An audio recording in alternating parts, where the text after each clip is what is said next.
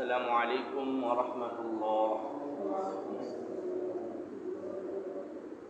نحمده ونستعينه ونستغفره ونؤمن به ونتوكل عليه ونعوذ بالله من شرور أنفسنا ومن سيئات أعمالنا. من يهده الله فلا مضل له ومن يضلله فلا هادي له. ونشهد أن لا إله إلا الله ونشهد أن سيدنا وسندنا وحبيبنا ومولانا محمدا عبده ورسوله الذي أرسله بالحق بشيرا ونذيرا وداعيا إلى الله بإذنه وسراجا منيرا. أما بعد فأعوذ بالله من الشيطان الرجيم. بسم الله الرحمن الرحيم. وما خلقت الجن والإنس إلا ليعبدون ما أريد منهم من رزق وما أريد أن يطعمون. صدق الله العظيم. سبحانك لا علم لنا إلا ما علمتنا إنك أنت العليم الحكيم. رہے میرے مسکن حوالی کعبہ بنے میرے مدفن دیار مدینہ بلغ العلا بکمالہ كشف الدجى بجماله حسنت جميع خصاله صلوا عليه وآله. اللهم صل على محمد وعلى آل محمد كما صليت على إبراهيم وعلى آل إبراهيم إنك حميد مجيد. اللهم بارك على محمد وعلى آل محمد كما باركت على إبراهيم وعلى آل إبراهيم إنك حميد مجيد. لا إله إلا الله لا إله إلا الله لا إله إلا الله لا إله إلا الله. الله الله الله الله الله الله الله الله الله الله الله الله. سبحان الله سبحان الله سبحان الله سبحان الله. الحمد لله الحمد لله الحمد لله الحمد لله الحمد لله. أستغفر الله أستغفر الله أستغفر الله أستغفر الله أستغفر الله أستغفر الله أستغفر الله.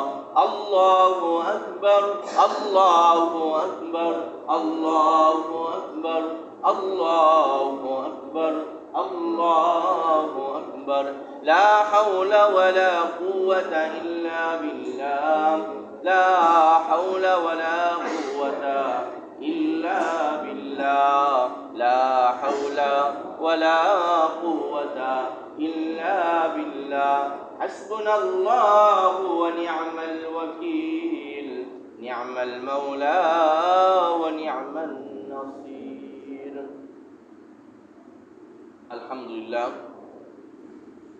সর্বপ্রথম মহান রব্বুল আলামিনের আলিশান দরবারে অসংখ্য শুকর ও সুজুদ আদায় করি যে মহান রব আমাদেরকে যাচাই করে বাছাই করে অত্যন্ত পছন্দ মহাব্বত করে ভালোবেসে তার পবিত্র ঘর মসজিদে জুমার নামাজ আদায় করার জন্য এবং তার পাশাপাশি কোরআন ও হাদিসের আলোকে কিছু কথা শ্রবণ করার জন্য তার ঘরে আগে আগে আসার মতো যে মালিক তৌফিক দান করলেন, সে মালিকের দরবারে শুকরিয়া আদায় করি বলে আলহামদুলিল্লাহ। প্রতিটা মানুষ, যে মানুষ যত ভালো তার রুচিও তত ভালো, যে মানুষ যত সুন্দর তার রুচিও তত সুন্দর, যে মানুষ যত নেককার তার রুচিও তত সেই রকম উপরে লেভেলে, হাই লেভেলে। মানুষ ভালো হতে পারে, তার রুচি খারাপ হবে এটা কোশ্চিনকালেও সম্ভব নয়। মানুষ যেমন তার রুচিও কি তেমন। মানুষ যদি খারাপ হয় তার রুচি অটোমেটিক কি হবে, খারাপ হবে। আর মানুষ যদি ভালো হয় তার রুচিও কি ভালো হবে, অবশ্যই ভালো হবে। এর রুচি দ্বারা এই উদ্দেশ্য নয় যে ভালো ভালো খাবারের তার রুচি আছে। এই রুচি দ্বারা উদ্দেশ্য হচ্ছে যে একটা মানুষ যদি ভালো হয় তার রুচি হবে দান সৎকার প্রতি মনোযোগ, তার রুচি হবে নামাজের দিকে মনোযোগ, তার রুচি হবে কোরআনের দিকে মনোযোগ।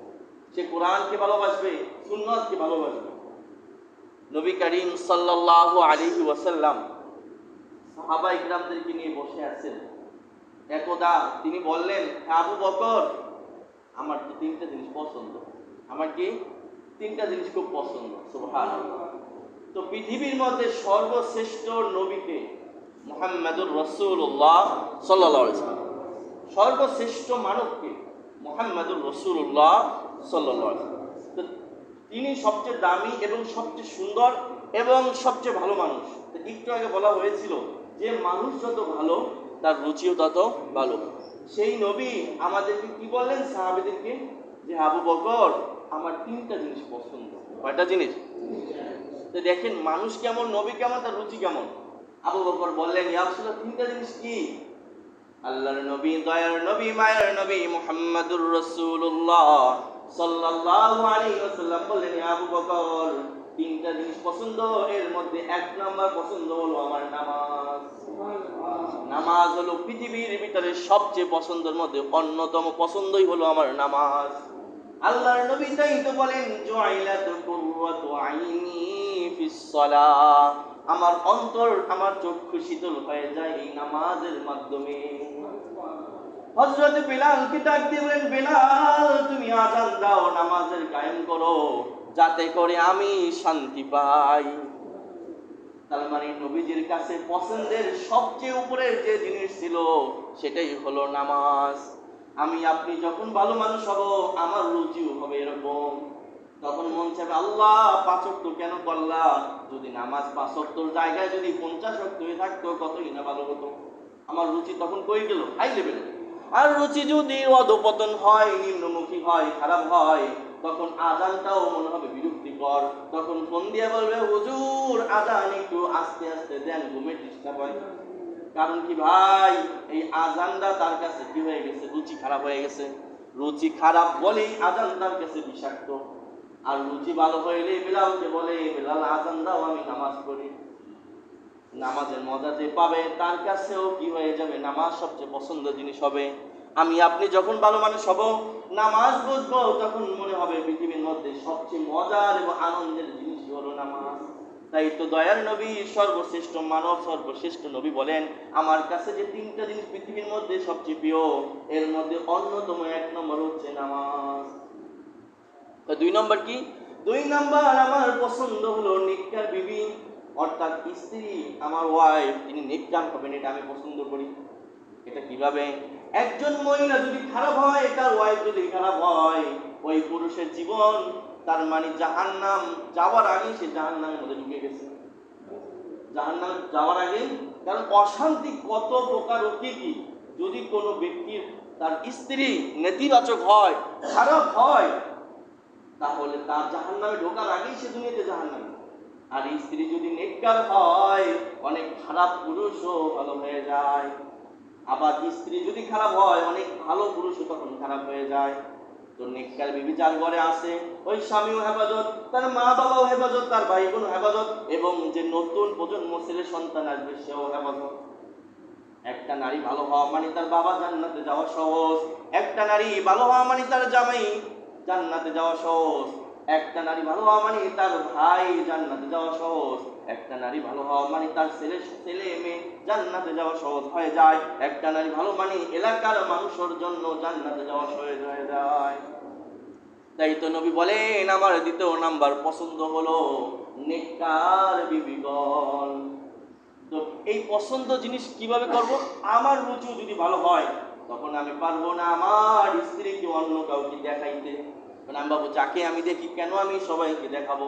তখন নিজের খারাপ লাগবে, আল্লাহ না, আমার স্ত্রীকে তো আমার নেককার বানানো দরকার। সবার আগে তাহলে কি করতে হবে?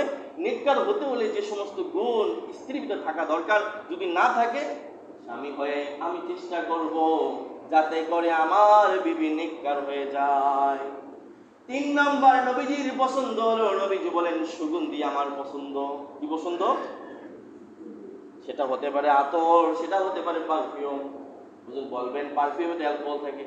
বর্তমান বাজারে অ্যালকোহল মুক্ত পারফিউম পাওয়া যায়। অ্যালকোহল মুক্ত পারফিউম পাওয়া যায়।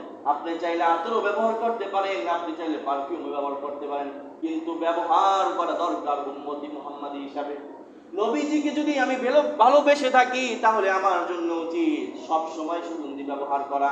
কারণ তিনার যেটা পছন্দ আমারও হবে সেটা পছন্দ। যে যারে ভালোবাসে তার পছন্দ নিজের পছন্দ হয়ে যায়।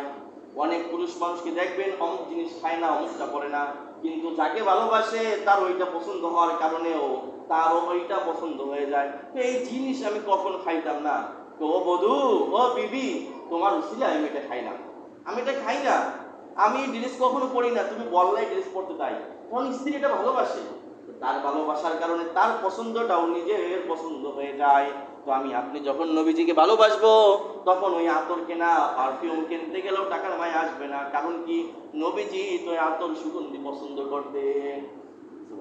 তাহলে আমি আপনি যদি রুচিশীল হই, ভালো মানুষ হই, আমার রুচি কি হবে?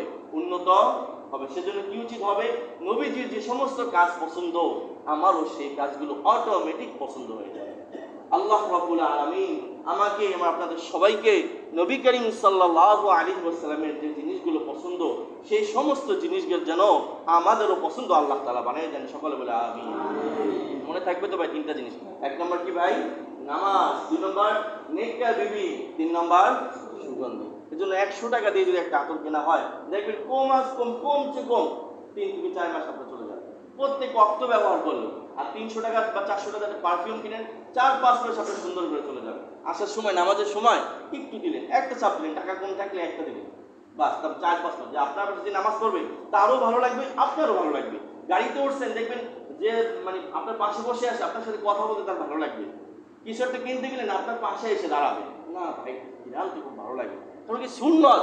যার ভিতরে নবীজির আখলাক পাওয়া যাবে, সে যদি হিন্দু হয় তারও মানুষ পছন্দ করে। দেখবেন অনেক হিন্দু নেতা আছে যাদেরকে অনেক মানুষ পছন্দ করে, ভোট দিয়ে জিতাই দেয়। কারণ কি? তা ওই হিন্দুর ভিতরে এমন কিছু স্বভাব বের হয়েছে যে স্বভাবগুলো নবীজির সাথে মিশে যায়। যার কারণে নবীজির সুন্নাত যার মধ্যে পাওয়া যাবে, মানুষ তাকে ভালোবাসবেই। মানুষ তাকে ভালোবাসা জোর করে তো হয় না, অন্তর থেকে আল্লাহ তখন তার মধ্যে ভালোবাসা ঢেলা দেয়। আল্লাহ তাআলা এই 3টা জিনিস আমাকে বা আপনাদের সবাইকে পছন্দ করার মতো তৌফিক নসিব করেন। আল্লাহু আকবার। বিগত সপ্তাহে আমরা আলোচনা করেছিলাম মুহররমের গুরুত্ব, ফজিলত। এই সপ্তাহে আলোচনা করার চেষ্টা করব অল্প সময়ের ভিতরে যে মানুষ আল্লাহ তাআলার যে ইবাদত বন্দেগী করবে সেটা কিভাবে সহজ হবে, ইবাদতটা করার প্রতি আগ্রহটা কিভাবে তৈরি হবে, সেই বিষয় নিয়ে আজকের আমার আলোচ্য বিষয়। এই বিষয়টা বোঝানোর আগে একটা এক্সাম্পল বা উদাহরণ দিলে আমার মনে হয় আপনারা খুব সুন্দরভাবে বুঝতে পারবেন। একটা মানুষ বা কোনো মানুষ আরেকজন মানুষকে বা কাউকে মানতে গেলে তিনটা জিনিস যদি তার ভিতর থাকে তাহলে মানা সহজ হয়। কয়টা জিনিস?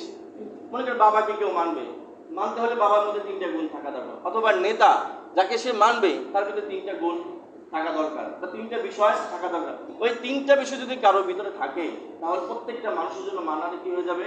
তার হুকুম সহজ হয়ে যাবে। তো আল্লাহ রাব্বুল আলামিন আমাদেরকে দুনিয়াতে পাঠিয়েছেন কিসের জন্য ভাই? ইবাদত বন্দি করার জন্য। কিন্তু ইবাদত করতে কি আমাদের মন চায়? সত্যি কথা বলতে কি ভাই, মনে চায় না, শয়তানের ওয়াসওয়াস হয়, নফসের ঢোকায়। তাহলে মনে চাবে কিভাবে? সেই বিষয় নিয়ে আজকের আলোচ্য বিষয়, যাতে করে আমার আপনার ইবাদতটা সহজই করতে মন চায়। কারণ মানুষ কি পছন্দ করে? সহজ পছন্দ করে, তাই না ভাই? যেখানে শর্টকাট সেখানে মানুষ যায়। যেন এই চুল কাটা মেশিন, কেউ তার কেচিটা সহজে এখন যেতে চায় না, অনেক সময় লাগে। এক কথায় শর্টকাট এখন আমরা কি করি?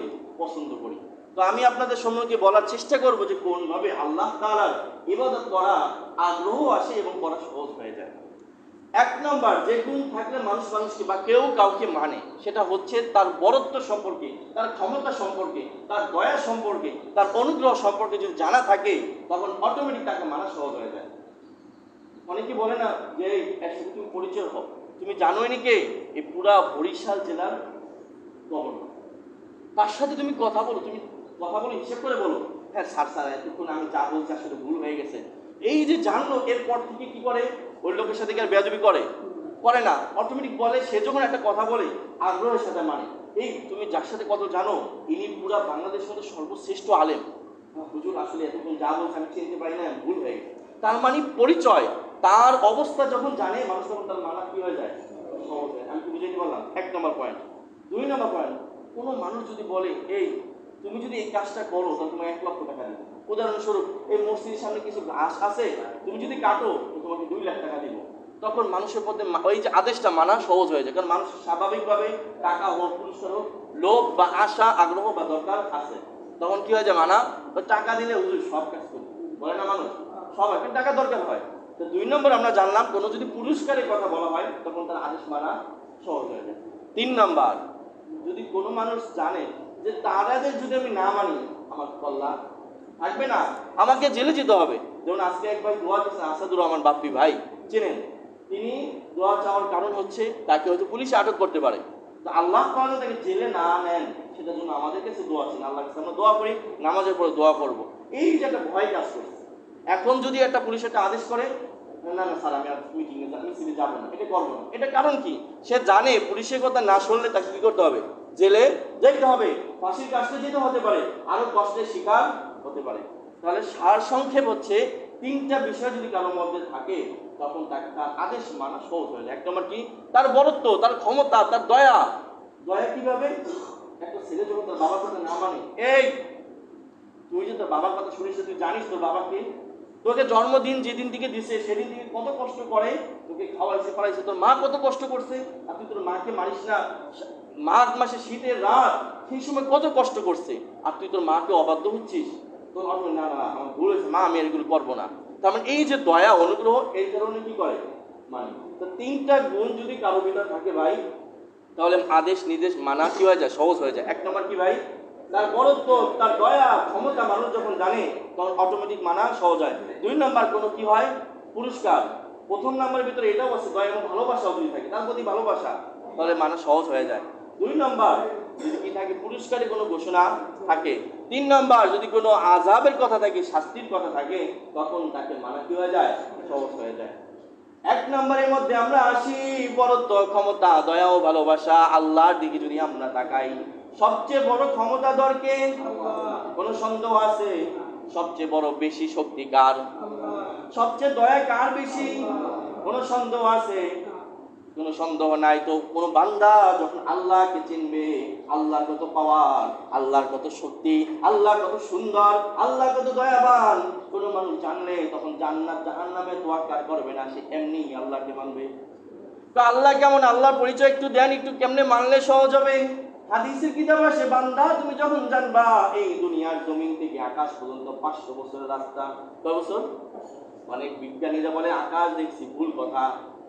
আকাশ কোনো মানুষের পক্ষে দেখা সম্ভব নয়, কারণ এই দুনিয়ার জমিন থেকে হাদিসে আসছে আসমান পর্যন্ত যদি 500 বছর লাগবে সময়। কত বছর?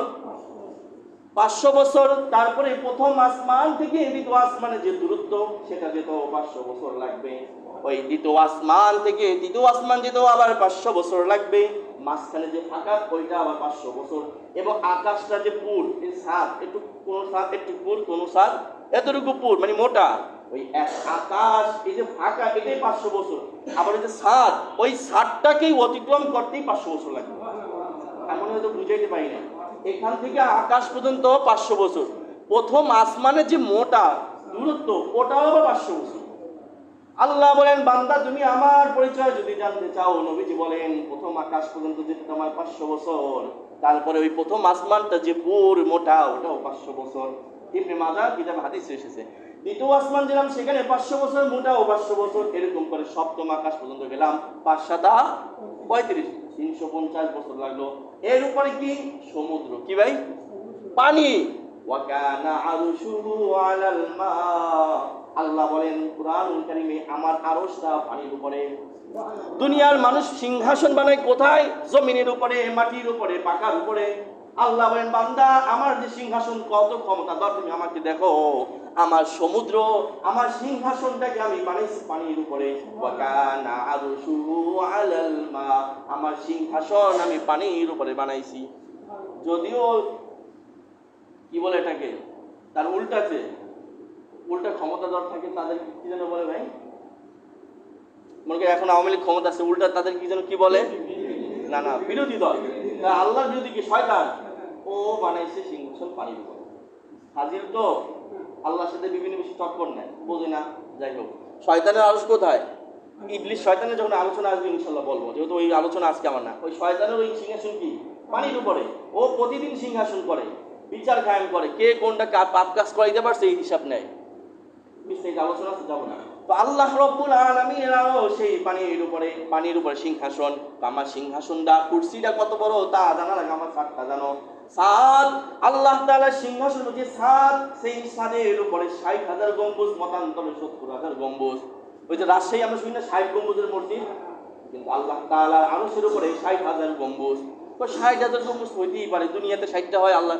আরে ভাই তা না, আপনার আমার যেখানে যেটা আসছে সেটা নয়। আল্লাহ তাআলা আরশের উপর যে 60,000 গম্বুজ, 60,000 বাদ দিলাম, একটা মাত্র গম্বুজ কত বড়? কিতাবে আসছে এত বড়, এত বড়। ইজতেমার মাঠে যারা গেছেন, বিশাল এরকম একটা মাঠ দুনিয়া জুড়ে। পুরা দুনিয়া যদি একটা মাঠ হয়, এই মাঠটা মাঝখানে যদি তুমি ছোট্ট একটা পিঁপড়া অথবা একটা আংটি যদি তুমি রাখো, এই আংটিটাকে যত ক্ষুদ্র দেখা যাবে, আল্লাহ তাআলার ওই 60,000 গম্বুজের মধ্যে একটা গম্বুজের মাঝখানে যদি তুমি সামান্য একটা চাল বা ডাল রাখো, তাহলে পুরা পৃথিবীটাকেও এরকম ক্ষুদ্র দেখা যাবে। আমি বুঝাইতে পারিনি। একটা গম্বুজের মাঝখানে যদি আপনি পুরা পৃথিবীটাকে রাখেন, তাহলে একটা বিশাল মাঠের মাঝখানে একটা পিঁপড়াকে যেরকম দেখা যায়, একটা গম্বুজের মাঝখানে যদি 7 আসমান 7 জমিনকে রাখা হয়, তাহলে ওই পুরা পৃথিবীটাকে এই ক্ষুদ্রতম দেখা যাবে। পৃথিবীটা যদি এত ক্ষুদ্র, এত বড় হওয়ার পরও গম্বুজ এখানে এত ছোট, তাহলে একটা গম্বুজ কত বড়? একটা গম্বুজ যদি এত বড় হয়, তাহলে 60,000 গম্বুজ কত? 60,000 গম্বুজ কত বড়? এত বড় হলে তাহলে আমার আল্লাহ কত বড়? আর আল্লাহ যদি এত বড় হন, তাহলে তার হুকুম আমি কিভাবে অমান্য করি? আমি কি বুঝাইতে পারলাম? আল্লাহ রাব্বুল আলামিন যিনি এত বড়, তাহলে কোনোভাবেই এত বড় জানার পরে কোনো বান্দা তাকে অস্বীকার করতে পারে না, তার হুকুম অমান্য করতে পারে না। আল্লাহ বলেন, বান্দা তুমি আমার ক্ষমতা জানলা, আমার দয়া সম্পর্কে একটু জানো, তুমি ইবাদত করবা না কোন ভাবে? আমার দয়া যদি তুমি একবার দেখো, ইবাদত না করে তুমি থাকতে পারবা না।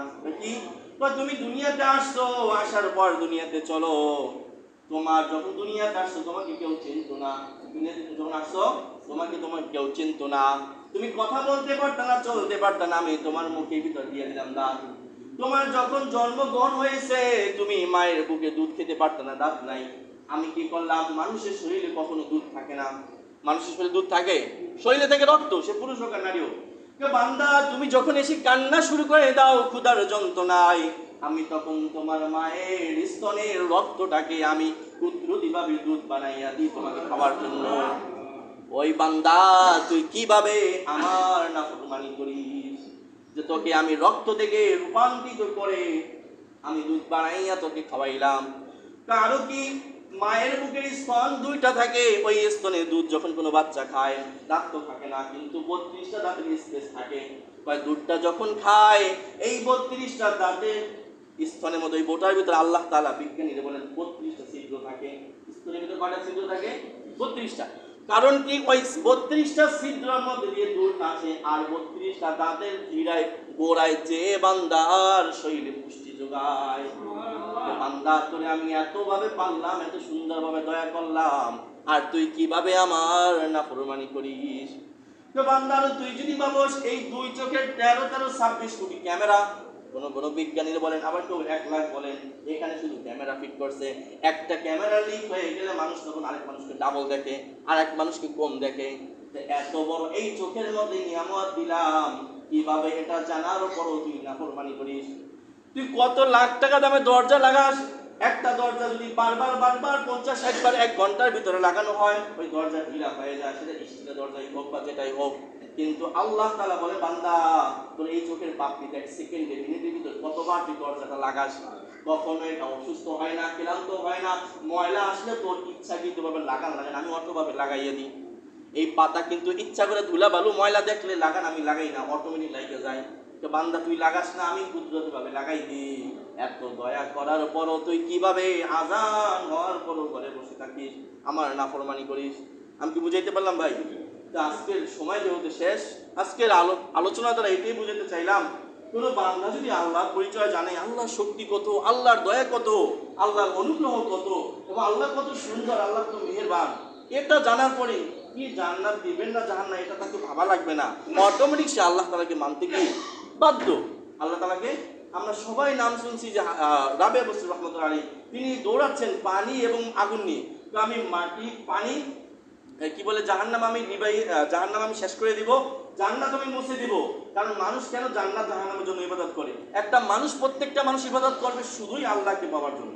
কি জান্নাত জাহান্নাম মানে সে আবেগে বলতেছিল, কারণ কি যে মানুষ এইগুলো জানলে অটোমেটিক সে আল্লাহকে মানতে বাধ্য। আল্লাহ রাব্বুল আলামিন আমাকে এবং আপনাদের সবাইকে আল্লাহ তাআলা যত হুকুম আগ্রহের সাথে আনন্দের সাথে মানার মতো তৌফিক নসিব করেন। সম্মানিত হাজিরিন, ছোট্ট একটা কথা বলে শেষ করবো, একেবারে ছোট। আমরা তো জানি বিভিন্ন মসজিদে জিকিরের অনুষ্ঠান হয়, অর্থাৎ জিকিরের ইবাদত হয় সপ্তাহে যে কোনো একদিন। প্রতিদিনই, প্রতিটা মুহূর্তে, প্রতিটা সেকেন্ডে প্রত্যেকটা মানুষ জিকির করা উচিত। আল্লাহ বলেন, জিকির থেকে মানুষ যখনই উদাসীন হবে, গাফেল হবে, আল্লাহ তাআলা তখনই তার জন্য একটা শয়তান নিযুক্ত করে দেয়। মানে আল্লাহকে বললে শয়তান তার পেছনে লাগতে থাকে। তো জিকির প্রতি সেকেন্ডে দরকার, প্রতি মুহূর্তে দরকার, প্রতি মিনিটে, প্রতি ঘন্টা, প্রতি সময়। কিন্তু আমাদের পক্ষে সব সময় সম্ভব নয়। তো আমাদের মসজিদ থেকে আয়োজন করা হয়েছে সপ্তাহে একদিন আমরা বসে কিছু সময়, যাতে করে কাজেরও ব্যাঘাত সৃষ্টি না হয়, আবার যাতে করে আল্লাহকেও আমরা পাই, অল্প কিছু সময় জিকির করব। এই সিদ্ধান্ত আপনারা কি খুশি? আজকে থেকে প্রতি জুমার দিন বাদ মাগরিব, অর্থাৎ মাগরিবের নামাজের পরে, সুন্নতের পরে আমরা এখানে বসে অল্প কিছু সময় জিকির করবো। লাগিয়ে দেবো ইনশাআল্লাহ। আমরা যারা আসবো এবং যারা জানে না তাদেরকেও দাওয়াত দিয়ে ইনশাআল্লাহ ফায়দা হবে। 1 নম্বর কথা। 2 নম্বর কথা হচ্ছে নামাজের পরে দোয়া আছে, অনেকের জন্য দোয়া চাওয়া হয়েছে, আল্লাহ তাদের জন্য আমরা দোয়া করবো। তবারকও আছে, আমরা সেগুলো দোয়া করে তবারক নিয়ে যাবো। যারা বাকি সুন্নাত আদায় করিনি আদায় করিনি।